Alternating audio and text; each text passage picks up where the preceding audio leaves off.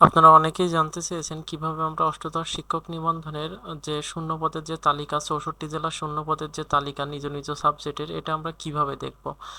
তো এখনও আমাদের এনটিআরসি ওয়েবসাইটে এখনও শূন্যপদের তালিকা ষষ্ঠ গণবিজ্ঞপ্তির জন্য প্রকাশ হয়নি। তো তারপরেও আপনারা জানেন যে এখান থেকে 2 মাস আগে যখন এনটিআরসি প্রত্যেক শিক্ষা প্রতিষ্ঠানের কাছ থেকে তাদের শূন্যপদের তালিকাটা কালেক্ট করছিল, সেই সময় আমাদের শূন্যপদের তালিকাগুলো কিছুটা আমরা দেখতে পেয়েছিলাম। তো সেখান থেকেই একজন কালেক্ট করে রাখছেন।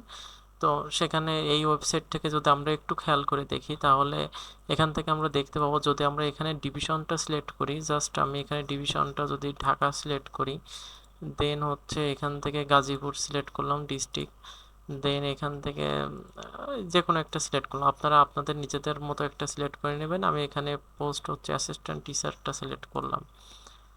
দেন এখান থেকে আমি যদি বাংলা সাবজেক্টটা নির্বাচন করি, দেন দেখেন আমাদের এখানে কতটি কোন স্কুলে কতটি শূন্যপদ আছে গাজীপুরে, সেটা কিন্তু আমরা দেখতে পাচ্ছি, ঢাকার গাজীপুরে।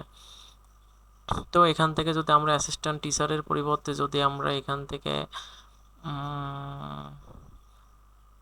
কম্পিউটার ডেমনস্ট্রেটরটা সিলেক্ট করি, দেন হচ্ছে আমরা কিন্তু এখান থেকে দেখতে পাচ্ছি সবটাই।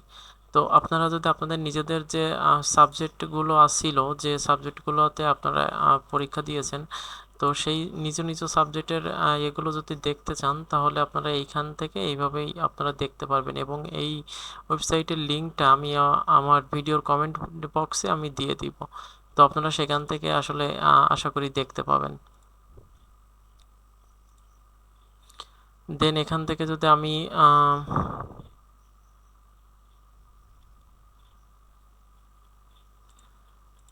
এখান থেকে যদি আমি খুলনা সিলেক্ট করি, দেন হচ্ছে খুলনার এখান থেকে আমি যদি আপনার খুলনা সদরটাই সিলেক্ট করলাম।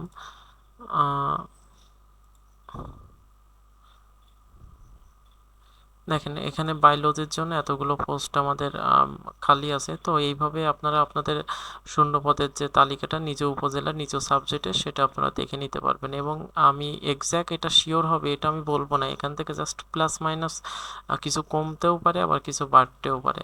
তো ধন্যবাদ সবাইকে। এবং আপনার পরবর্তী ভিডিওর জন্য আপনারা সাবস্ক্রাইব করে রাখবেন। পরবর্তী ভিডিওতে আমি শূন্যপদের যে এক্স্যাক্ট যে ধারণাটা, সেটা আমি আপনাদেরকে দেওয়ার চেষ্টা করব।